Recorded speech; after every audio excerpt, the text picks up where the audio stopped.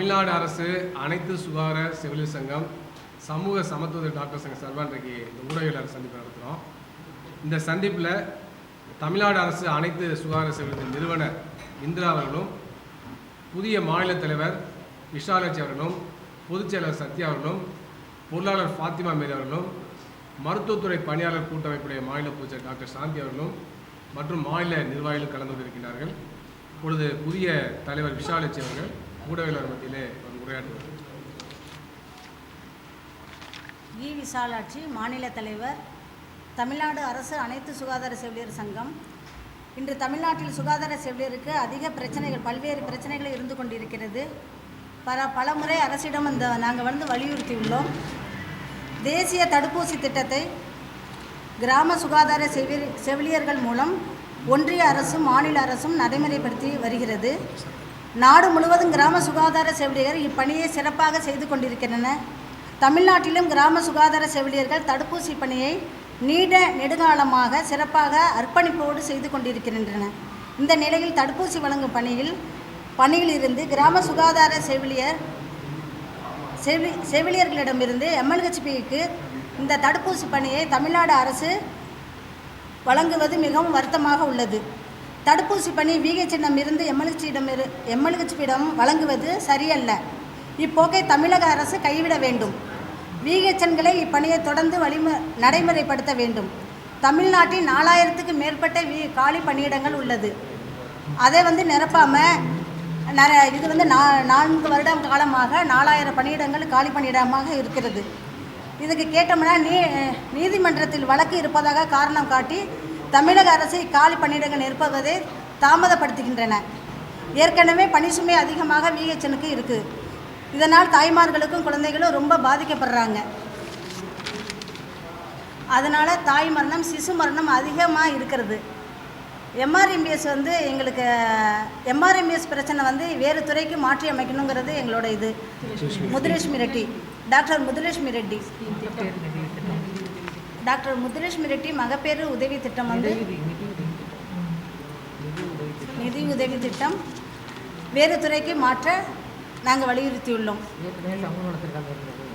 ஏற்கனவே சமூக நலத்துறையில் இந்த இருந்தது. அது எங்கள்கிட்ட சரியாதுங்களேன்னு எங்கள்கிட்ட கொடுத்தாங்க. இப்போ எங்களுக்கு பணிசுமை அதிகமாக இருக்கிறதுனால எங்களால் இது செய்ய முடியலை. அதனால் சரியான முறையில் எங்களுக்கு கர்ப்பிணிகளையோ தாய்மார்களையோ குழந்தைகளையோ சரிவர எங்களால் பார்க்க முடியலை. அதனால் இந்த டாக்டர் முத்துலட்சுமி திட்ட நிதி உதவியை அடுத்த துறைக்கு பரிந்துரைக்குமாறு கொடுக்கணும் அப்படின்னு கேட்டுக்கொள்கிறோம்.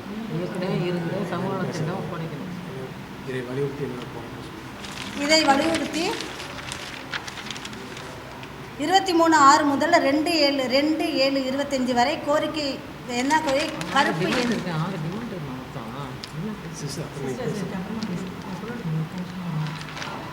அதன்படி 23/6 முதல் 2/7 வரை கோரிக்கை கருப்பு பேட்சை அணிந்து நாங்கள் எங்கள் பணியில் ஈடுபடுகிறோம். 10/7 அன்று அவங்க அந்தந்த மாவட்டங்களில் ஆர்ப்பாட்டங்கள் செய்வதாக நாங்கள் முடிவெடுத்துள்ளோம். 24/7 அன்று மாநில தலைநகரில் கோட்டையை நோக்கி உண்ணாவிரத போராட்டம் நாங்கள் அறிவிக்கிறோம். சென்னையில் உண்ணாவிரத போராட்டத்தை பண்ணணும்னு நாங்கள் முடிவெடுத்திருக்கோம் செயற்குழு கூட்டத்தில். நிறைய காலி பணியிடங்கள் இருக்கிறதுனால இதே ஒரு நிமிஷம் என்னன்னாக்க இந்த உங்களுடைய பணி ரொம்ப பாதிக்கப்படுது.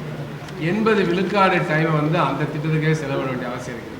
அதனால் தாய்மார்களுக்கு குழந்தைகளுக்கு தடுப்பூசி போடுறது மற்ற இவங்களுக்கான வேலைகள் செய்வது நேரம் கிடைக்கல.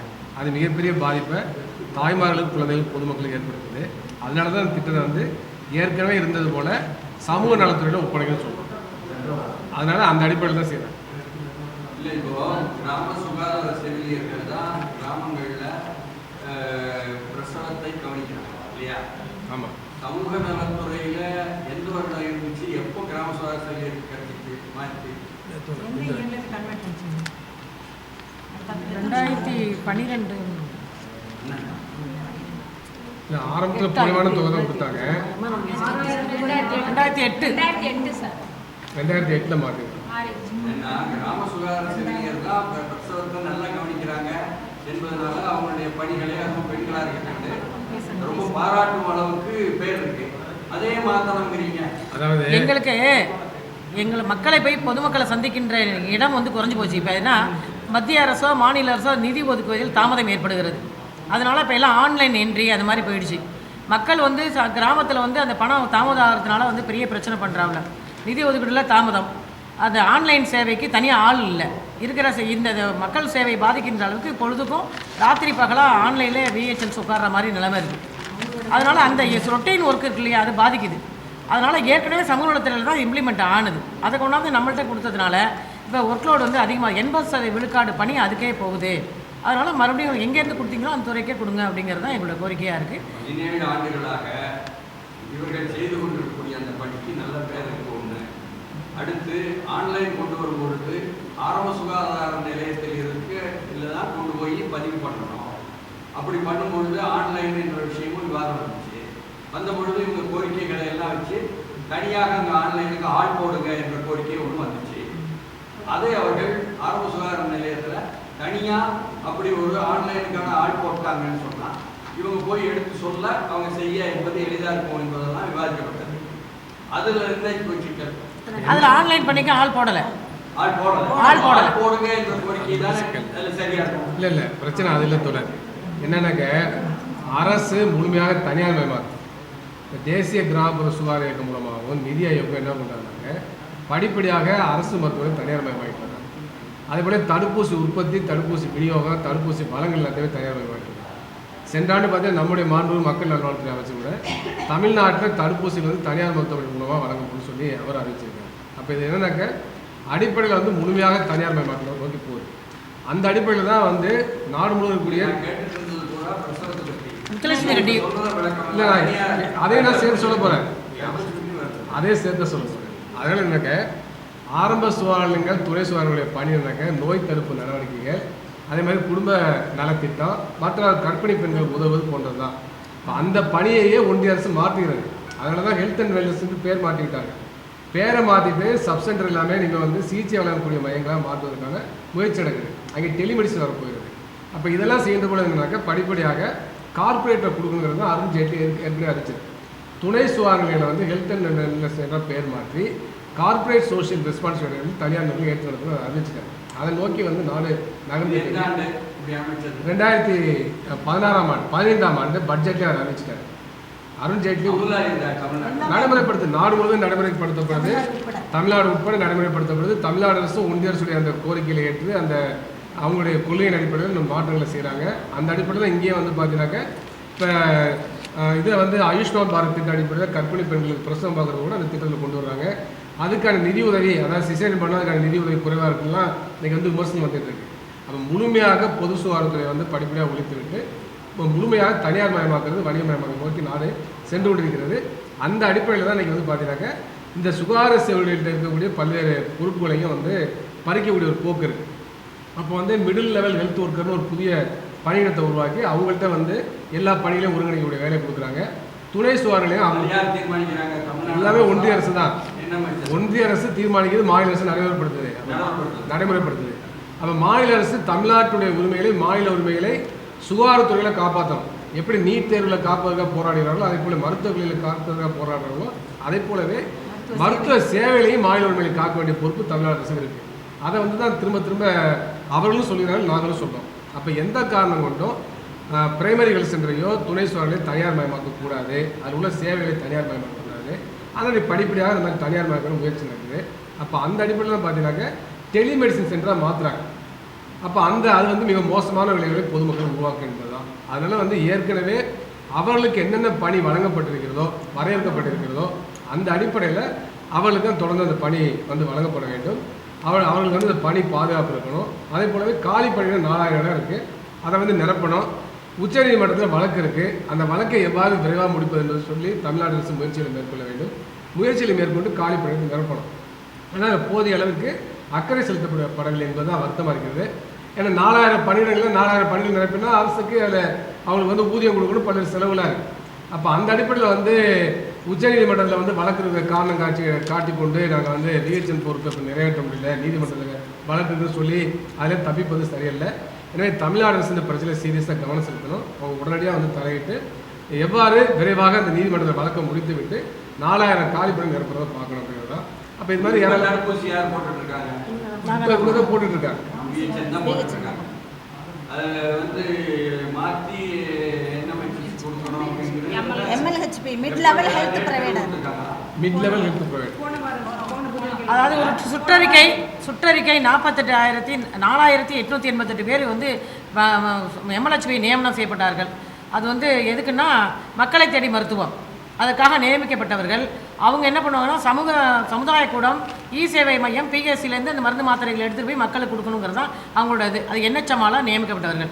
இப்போ 4000 காலி பணியிடத்துலையும் இருக்கிறவர்களே ஒரு 4 இடம் 5 இடம் வச்சுட்டு ஊசியை போட்டுட்டு சிரமப்பட்டுட்டு தான் இருக்காங்க, மக்கள் சேவை பாதிக்கப்படக்கூடாது என்பதற்காக.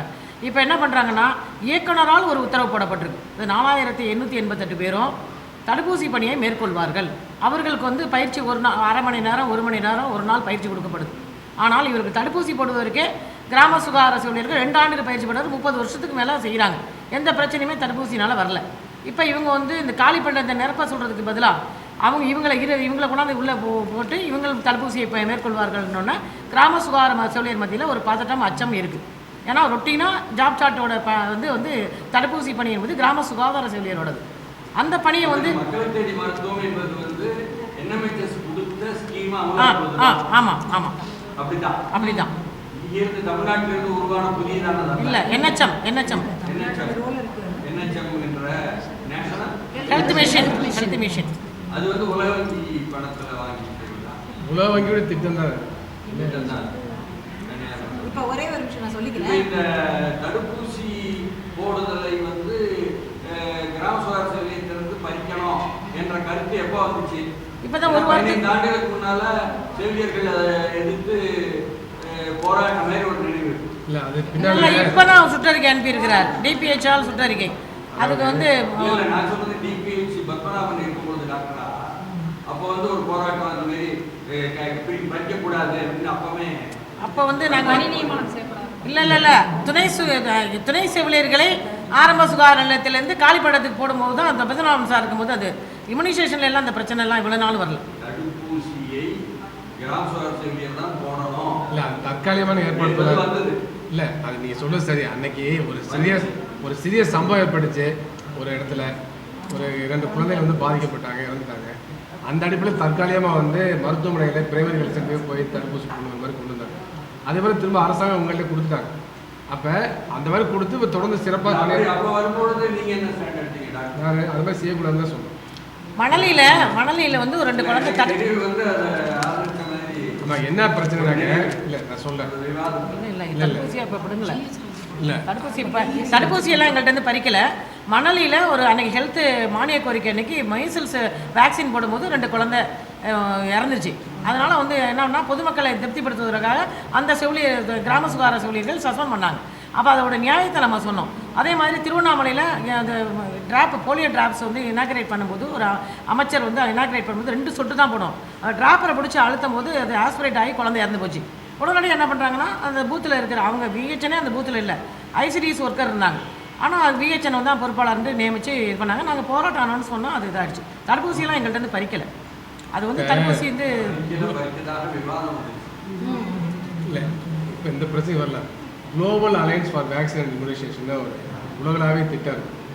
அதில் பில் கேட்ஸ் இருக்காரு, பன்னாட்டு ஏகப்பட்ட நிறுவனங்கள் இருக்குது, அதேமாதிரி உலக நல்ல நிறுவனம் இருக்குது. அப்போ அது படிப்படியாக உலகம் முழுவதும் தடுப்பூசி வளங்களை தனியார் மயமாக்குறது, தடுப்பூசி உற்பத்தி தனியார் மயமாக்குறது தான் ஒரு நோக்கமாக இருக்குது. இப்போ அந்த அடிப்படையில் தான் பார்த்தீங்கன்னா நாடு முழுவதும் உலக வங்கியின் மூலமாக, தேசிய நலக்குழுவின் மூலமாக இன்றைக்கி எல்லாரும் தனியார் மயமாக்குறாங்க. அந்த அடிப்படையில் தான் தமிழ்நாட்டில் நடைமுறைப்படுத்தப்படுகிறது. இது மிகப்பெரிய அளவுக்கு பொதுமக்களுக்கு பாதிக்கும். எனவே எந்த காரணம் கொண்டு தடுப்பூசியை தனியார் கொடுக்கக்கூடாது. ஏற்கனவே எவ்வாறு துணை சுகாதார மூலமாக, ஆரம்ப சுகாதார மூலமாக, கிராமப்புற சுகாதார சேவை மூலமாக தடுப்பூசி திட்டம் நடைமுறைப்படுத்தப்படுதோ அது தொடர வேண்டும் தான் எங்கள் நிலைப்பாடு. அந்த கோரிக்கை வலியுறுத்தி தான் இப்போ அடுத்தடுத்து பல்வேறு கட்ட போராட்டம் நடத்த உள்ளாங்க. அப்போ அதற்கு எங்களுடைய சங்கம் முழுமையான ஏற்கனவே பல முறை சந்தித்து சொல்லியிருக்கிறாங்க. இல்லை, அது செய்யலைங்கிறது எல்லாம் தொடர்ந்து கோரிக்கை பல முறை வைத்திருக்காங்க, நிறைவேற்றவில்லை. நிறைவேற்றதன் காரணமாக தான் அடுத்த கட்டம் போடுறதுக்கு முடிவு பண்ணியிருக்கு. அதனால் இப்போ கோரிக்கை அட்டை அணிந்து பணிக்க சொன்னாங்க. அதுக்கடுத்து 10ஆம் தேதி அடுத்த மாதம் 10ஆம் தேதி மாவட்ட தலைநகரில் ஆர்ப்பாட்டம் பண்ணுறாங்க. 24ஆம் தேதி சென்னையில் மாநில தலைவர் முறையில் உண்ணாநிலை ஆர்ப்பாட்டம் நடத்துகிறாங்க. அதுக்கு பிறகு தமிழ் அரசு அந்த கோரிக்கை நிறைவேற்றாங்க. அடுத்த கட்டமாக என்னன்னு சொல்லி அவருடைய பொதுக்குழு சேர்ந்து முடிவு பண்ணுவாங்க. எங்களுடைய சங்கம் எடுக்கக்கூடிய முடிவு நிச்சயமாக உறுதுணையாக இருக்கும், ஆதரவாக இருக்கும். அந்த முத்துலட்சுமி ரெட்டி மகப்பேறு நிதி திட்டத்தில் நாங்கள் பல நூறு கோடி ரூபா திட்டப்பணி அது. ஆனால் அந்த ரெவென்யூவில் வந்து ஒரு சாதாரண ஒரு எக்ஸ்ட்ரா ஒர்க் பண்ணால் கூட ஒரு இன்சென்டிவ் கொடுக்கப்படுது. ஆனால் கிராம சுகாதார ஊழியர்கள் கடந்த 17 ஆண்டுகளாக இந்த பணியை மேற்கொள்கிறவர்களுக்கு எந்த ஒரு இன்சென்டிவ் கொடுக்கல. ஆனால் இவங்க சொந்த பணத்தில் அதுக்காக நிறைய செலவு பண்ணாங்க. இன்றைக்கி ஏன் எங்களுக்கு சிரமம்னா 80% பணிகள் அதுக்காக செலவிடப்படுது. அதில் நிறைய பிரச்சனைகள் பப்ளிக்கும் இவங்களுக்கும் ஒரு மோதல் போக்கு வருது. அதனால் ஏற்கனவே இந்த சமூக திட்டம் கொடுக்கணுங்கிறது தான் எங்களுடைய ஸ்டாண்டாக.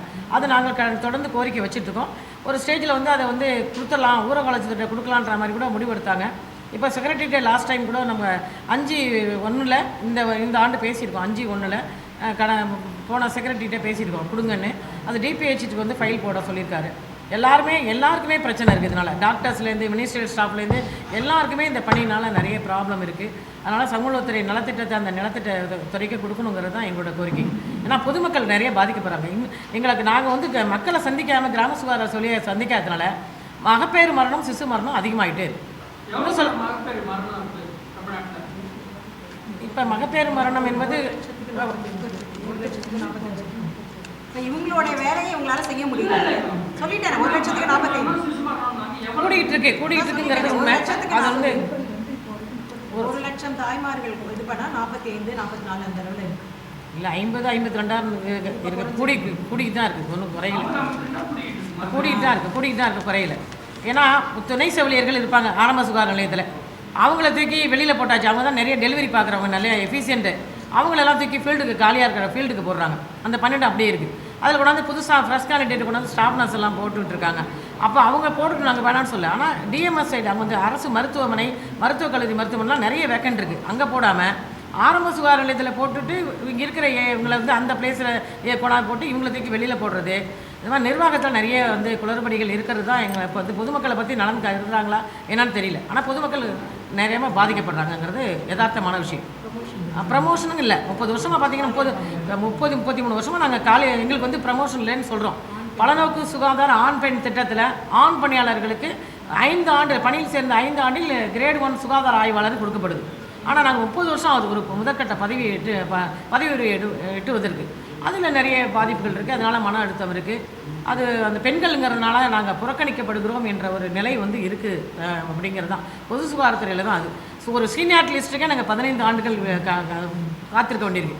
அதே மாதிரி வந்து பார்த்திங்கன்னா துறையில் இப்போ அனௌன்ஸ் பண்ணுற ஃபினான்ஸில் அனௌன்ஸ் பண்ண ஒரு எஃப்டிஏ கூட பல மாவட்டங்களில் கொடுக்கப்படலை. NHM fund ஒதுக்குறாங்க. அந்த ஃபண்டு வந்து முறையாக தமிழ்நாடு பூரா செலவு பண்ணப்படலை அப்படிங்கிறது தான். வாடகை கட்டுறதுக்கு ஒன்றும் இல்லை. இந்த எம்எல்ஹெச்வி நியமனம் பண்ணுறாங்கல்ல, அவங்களுக்கு என்ஹெச்எம் கைட்லைன்ஸ் கொடுத்துருக்காங்க. அந்த கைட்லைன்ஸை மீறி துணை சுகாதார நிலையங்கள் அவர்கள் திணிக்கப்படுகிறார்கள். நான் கூட சொன்னேன், இடையூறுகள் ஏற்படுகிறது. ஏன் இடைஞ்சல் வருதுன்னா, இவங்களுக்கு போதுமான அளவுக்கு வந்து துணை சுகாதார நிலையங்கள் கிராமத்தில் இல்லை. இவங்க கட்டியிருக்க துணை சுகாதார நிலையம் ரொம்ப ரிமோட் பிளேஸில் இருக்குது, பாலடைந்து போச்சு. அதுக்கு கூட வந்து வாடகை பிடித்தம் செய்யப்படுது. நிறைய இடங்களில் கிராம சுகாதார ஊழியர்கள் அந்த இடத்துலையே தங்கி தன்னுடைய சொந்த செலவில் 10,000 15,000 கூட வாடகை கொடுக்குறாங்க. 5,000க்கு மேலே. இப்போ கிராமத்தில் ஒரு 5,000 குறைஞ்சி வாடகையே கிடையாது. குடும்பத்தோட வாடகை கட்டடத்தை தங்கி இருக்காங்க. அந்த இடத்துல கொண்டாந்து சுகாதார இடைநிலை பணியாளர் கொண்டாந்து விடுறாங்க. வச்சுங்க, அவங்க என்ன பண்ணுவாங்க? பாவம் தானேன்னா எப்படி குடும்பத்தோடு இருக்கவங்க பண்ணுவாங்க? அது வேறு அரசு துணை சுகாதார நிலையங்களில் கூட இவங்க பராமரிப்பு, ஒயிட் வாஷ் பண்ணுறதுலேருந்து தண்ணி இல்லையா செலவு பண்ணுறது, கரண்ட் கட்டுறது, சுத்தம் பண்ணுறது, ஒரு ஆயா கூட கிடையாது. இவங்களே சுத்தம் பண்ணுறது, டாய்லெட்டில் வந்து எல்லா விஷயங்களும் பண்ணிகிட்டு இருக்கவங்கள்ட்ட ஒரு பெண் ஊழியரை கொண்டாந்து அதில் கொண்டாந்து அதையே தங்க விடுங்க, பணி செய்ய விடுங்கன்னா எப்படி? கிளினிக்கல் போர்ஷன் தனியாக இல்லை, ஒரு சப் சென்டர்னால் ஒரே இடம் தான். அதில் கொண்டாந்து தங்க வச்சு அவங்கள்ட்ட இடைஞ்சல் நிறைய பிரச்சனைகள் இருக்குது. இது அரசாங்கத்துக்கு கவனத்துக்கு கொண்டு போயிருக்கோம், துணை இயக்குனர் அவர்களுக்கும் கொண்டு போயிருக்கோம். அதில் எங்களுக்கு ரெமெடி இல்லை. அது உடனடியாக அது பரிசீலிக்கப்படணுங்கிறது தான் எங்களோட வேண்டுகோளாக இருக்குது. அது மாதிரி பொதுத்துறை நிறுவனங்களாக இப்போ தடுப்பூசி மருந்துகள் வந்து இப்போ வந்து நிறைய இல்லை, பற்றாக்குறை இருக்குது. கப்டக் பி கூட இப்போ இல்லை. அது வந்து அந்த பொதுத்துறை நிறுவனங்கள் செங்கல்பட்டில் ஒரு இதை பண்ணாங்க, அது கூட இன்னும் கொண்டு வரல. பொதுத்துறை நிறுவனங்கள் மூலம் தடுப்பூசி மருந்துகள் தயாரிக்கணும், இந்த பற்றாக்குறையை போக்கணும் அப்படிங்கிற ஒரு கோரிக்கையை நாங்கள் வந்து இந்த செயற்குழுவில் விவாதித்து வச்சுருக்கோம். அடுத்து ஒரே விஷயம் இருங்க. ஆரம்ப சுகாதார நிலையங்கள், துணை சுகாதார நிலையங்கள் பராமரிப்பு வாடகை கொடுக்குறீங்களா? மாதம் எவ்வளோ வாடகை கொடுக்குறீங்க? எவ்வளோ உங்களுக்கு செலவாகுது? ₹1000 தானே HSC ரெண்ட்? இல்லை 1700. அவங்க பேசிக் அப்புறம் சம்பளத்தை பொறுத்து அவங்களுக்கு வாடகை பிடித்தம் பண்ணுறாங்க.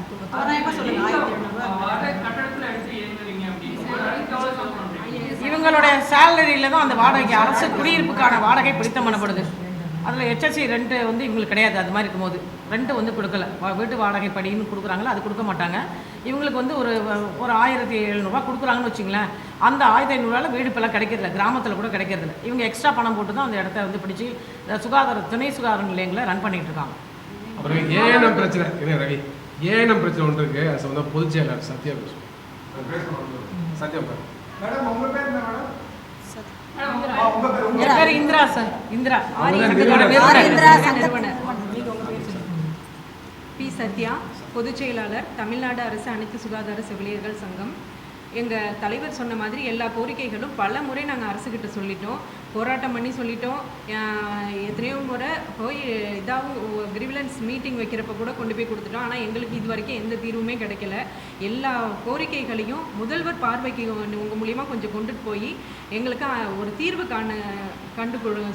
சொல்லுங்கள். எங்களுக்கு என்னென்னா எல்லா பிரச்சனைகளுமே வந்து நாங்கள் போய் பேசுகிறப்ப, இப்போ எங்கள் துறை அதிகாரிகள்கிட்ட நாங்கள் போய் பேசுகிறப்ப சரி பண்ணாதீங்க ஓகே அப்படின்ற மாதிரி எங்களுக்கு ஃபேவராக பேசிடுறாங்க. ஆனால் அதுவே எங்கள் மாவட்ட ரீதியாக வரப்ப அவங்க எங்கள் மாவட்ட அதிகாரிகள் வந்து இல்லை உங்களுக்கு இப்படியெல்லாம் செய்ய முடியாது, எங்களுக்கு இந்த மாதிரி ப்ரெஷர் வருது, ஒன்றுமே இல்லை, ஒரு யூவின் என்ட்ரி இல்லை FRS அட்டண்டன்ஸ் இதெல்லாம் நிறைய சின்ன சின்ன விஷயத்துக்கெல்லாம் போராடணும்.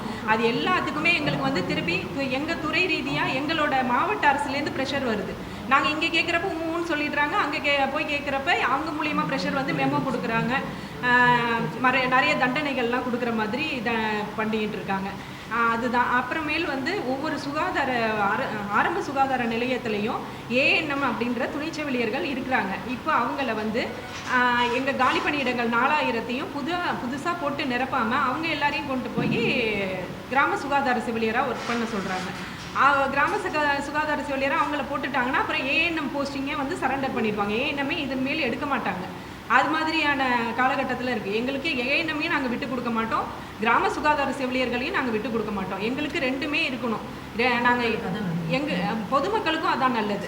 நான் ஒரு எடுத்தோடனே வந்து ஒரு ஸ்டாஃப் நர்ஸ் கிட்டலாம் போய் மக்கள் பழகுற அளவுக்கு நாங்கள் எங்கள்கிட்ட மக்கள் பழகுற அளவுக்கு வேறு யாருமே இப்போ எம்எல்ஹெச்பின்லாம் சொல்கிறாங்களே அவங்கெல்லாம் அந்த அளவுக்குலாம் போய் பழக மாட்டுறாங்க. ஒரு எம்எல்ஹெச்பி மக்களுக்கும் அந்த எம்எல்ஹெச்பின்றவங்களுக்கு இடையில ஒரு போஸ்டிங்காக WHV அப்படின்ற ஒருத்தவங்களை நியமிச்சிருக்காங்க. அதுவே எங்களுக்கு வந்து ஒரு ஆஷான்னு சொல்லிட்டு எல்லா கிராம சுகாதார செவிலியருக்கும் ஆஷான்றவங்களை கொடுக்கல. நாங்களே டைரெக்டாக தான் போய் மக்கள்கிட்ட பேசுகிறோம். அதெல்லாம் எங்களுக்கு அதெல்லாம் பெரிய பிரச்சனை இல்லை, அதெல்லாம் எங்களுக்கு வேலை பலு அப்படின்லாம் சொல்ல மாட்டோம். நீங்கள் சொன்ன மாதிரி சார் முத்துலட்சுமி ரெட்டி மகப்பேறு நிதி திட்டம் இவ்வளோ நாள் நீங்கள் பண்ணிட்டு இருந்தீங்க, இப்போ ஏன் பண்ண மாட்டீங்கன்னு கேட்குறீங்க. இவ்வளோ நாள் எங்களுக்கு அந்த ஷெட்யூலில் ரொம்ப இதுகள்லாம் கிடையாது, ஆதார் என்ட்ரி பண்ணுறது இதெல்லாம் கிடையாது. முன்னாடி பேர் வாங்கினோமா, ஒரு அப்ளிகேஷன் போட்டோமா, அவங்களோட டீட்டெயில்ஸ்லாம் வாங்கி ஒரு அப்ளை பண்ணோமா, அதில் ஓடிக்கிட்டு இருந்தது. கையில் ரெக்கார்டாக. அதுக்கப்புறம் ஒரு சின்ன ஆன்லைன் ஒர்க் கொடுத்தாங்க. அதுக்கப்புறம் வந்து கொஞ்சம் பெருசாக ஆதாரை லிங்க் பண்ணணும்னு சொன்னாங்க. இப்போ என்னென்னா ஆதார் லிங்க் பண்ணணும், போஸ்ட் ஆஃபீஸில் வந்து அந்த ஆதார் வந்து அக்கௌண்ட்டில் லிங்காக இருக்கணும். இதெல்லாம் கிராமப்புற மக்கள்கிட்ட போய் எங்களால் எடுத்து சொல்ல முடியல. நான் தான் அக்கௌண்ட் கொடுத்துருக்கேனே, எனக்கு குழு பணம்லாம் ஏறுது, எனக்கு அந்த பணம் ஏறுது, இந்த பணம் ஏறுது, ஏன் நீங்கள் போடுற பணம் மட்டும் ஏற மாட்டேங்குது, என்ன ஆக்டிவேட்டில் தானே இருக்குது அப்படிங்கிற மாதிரிலாம் எங்களுக்கும் அவங்களுக்கும் வாக்குவாதம் அதிகமாகுது.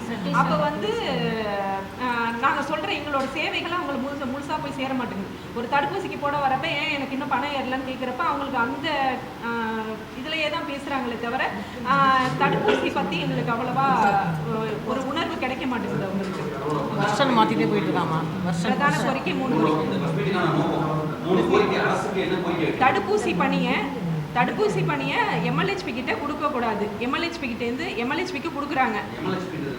மிட் லெவல் ஹெல்த் ப்ரொவைடர், இடைநிலை சுகாதார பணியாளர் அப்படின்ற அந்த ஒரு இவங்கள கான்ட்ராக்ட் பேசிஸில் NHMல வேலை பார்க்குறாங்க. அவங்கள வந்து எல்லா HSCக்கும் எல்லா துணை சுகாதார நிலையங்களுக்கும் கிடையாது, சில துணை சுகாதார நிலையங்களை ஹெல்த் வெல்னஸ் சென்டர் நலவாழ்வு மையம்னு சொல்லி மாற்றிட்டாங்க. நலவாழ்வு மையத்தில் அவங்க இருக்கிறாங்க. இப்போ வந்து எங்கள்கிட்ட 4000 பணியிடங்கள் காலி பணியிடங்களை வச்சுட்டு அதை வந்து போட்டு நிரப்பம் பண்ணாமல் கோர்ட்டு கேஸ் இருக்குது அது இதுன்னு சொல்லிட்டு அந்த பணியை சுமையை கொண்டு போய் அந்த இது தீர்க்கிறதுக்காக அவங்கக்கிட்ட கொண்டு போய் எங்களோட தடுப்பூசி பணியை கொடுக்குறாங்க. எங்களோட பிரதான இதே வந்து MRBS வாங்கி கொடுக்குறது அதெல்லாம் கிடையாது. எங்களுக்கு தாய் சேய் நல பணி அது மட்டும்தான் எங்களோட தடுப்பூசி பணி, தாய் சேய் நல பணி. இது ரெண்டுத்தையும் எங்களால் விட்டு கொடுக்கவே முடியாது. அது ரெண்டும் தான் எங்களுக்கு பெரிய எங்களோட ஜாப்ல எங்களுக்குன்னு கிடைக்கிற ஒரு மன திருப்தி. எங்களோட ஜாப் சார்ட்டும் தான் எங்களுக்கு படித்த பேர்லேருந்து சொல்லி கொடுத்தது அதுதான். அதை விட்டுட்டு இப்போ கொண்டு போய் அவங்க கிட்ட கொடுத்துட்டு அவங்கள தடுப்பூசி போட சொன்னால் அப்புறம் எங்களுக்கு என்ன அதில் இது இருக்குது. அதனால எம்எல்ஹெச்பி கிட்ட நாங்கள் தடுப்பூசி போடுற பணியை அரசு கொடுக்கக்கூடாது, நாங்களே தடுப்பூசி போட்டுக்கிறோம். அதே மாதிரி 4000 பணியிடங்களை கோர்ட்டு கேஸ் இருக்குது, அது இருக்குது, இது இருக்குன்ட்டு 4 வருஷமாக போராடிக்கிட்டே இருக்கும். ஒருத்தர் ஒரு வில்லேஜை பார்க்கறது பதில் 4 வில்லேஜ் பார்த்துக்கிட்டு இருக்கோம். அப்போ எந்த அளவுக்கு நாங்கள் போய் அந்த மக்களை கண்காணிக்க முடியும்? ஆள் பற்றாக்குறை இருக்குது, மக்களை கண்காணிக்க முடியல. அதனால் மகப்பேறு மரணம், சிசு மரணம் அதிகமாகுது. இதெல்லாம் பார்த்து கவர்மெண்ட் வந்து இந்த ஏப்ரல்லேருந்து இது வரைக்கும் 32 மகப்பேறு மரணம் தமிழ்நாடு ஃபுல்லாக நடந்திருக்கு. இந்த ஏப்ரல்லேருந்து 3 மாதத்துல 32 குழந்தைலாம் நிறைய கூட தான் இருக்குது. குழந்தைகள் அதை விட அதிகமாக தான் இருக்கும். மாவட்டத்திற்கு தான் அது, மாநிலத்துக்கு நிறைய. மேடம் உங்கள் பேர் மேடம்? சத்யா. பி. சத்யா, மாநில பொதுச் செயலாளர். சுகாதார செவிலியர் தான் அந்த 4000 போஸ்ட் ஆகும். ஆமாம் ஆமாம். ஏஎன்எம் பிஹெச்என் 2 பேரையும் சேர்த்து 4000 பணியிடங்கள் பேலன்ஸ் இருக்கு. அதை இன்ன வரைக்கும் 4 வருஷமா கேட்டுட்டு இருக்கோம். 1000 ஃபர்ஸ்ட் நீங்க எங்களோட கோரிக்கைகள்லேயே கொஞ்சம் நாளைக்கு முன்னாடி பார்த்தா தெரியும். 2000 பணியிடங்கள் என்ன இருப்புங்கன்னு கேட்டிருந்தோம். அடுத்த வருஷம் 3000 பணியிடங்கள், இப்போ 4000 பணியிடங்கள், போக போக பார்த்தா 5000 பணியிடங்கள், 1000 பணியிடங்கள் சொல்லுவாங்க. ஏன்னா நிறைய பேர் வந்து ப்ரொமோஷனில் போகிறாங்க, ரிட்டைர்மெண்ட் ஆகுறாங்க. போன மாசத்துல மட்டுமே பிஹெச்என் மட்டுமே 4 பேர் இறந்துருக்காங்க.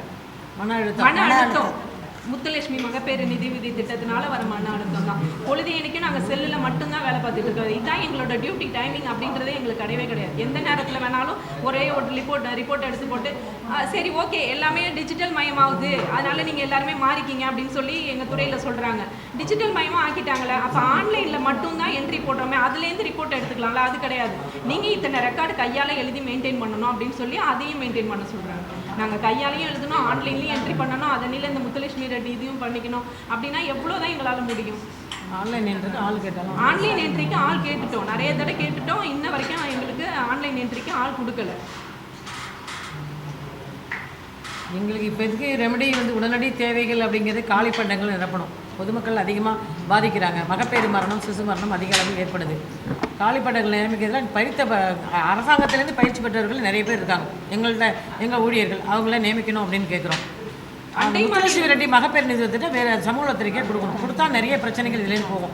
எல்லா கேட்டகரிக்குமே, இந்த பொது சுகாதாரத்தில் இருக்கல அத்தனை கேட்டகரியுமே இந்த திட்டத்தினால பாதிக்கப்படுறாங்க. டிஹெச்ஓலேருந்து, டாக்டர்ஸ்லேருந்து, மினிஸ்ட்ரியல் ஸ்டாஃப்லேருந்து, விஹெச்என்லேருந்து அத்தனை பேருமே, விஹெச்என், எஸ்ஹெச்எம், சிஹெச்என் வரலையும் அத்தனை பேரும் பாதிக்கிறாங்க. அதனால் வந்து இந்த திட்டத்தை வந்து அந்த துறை கொடுத்தா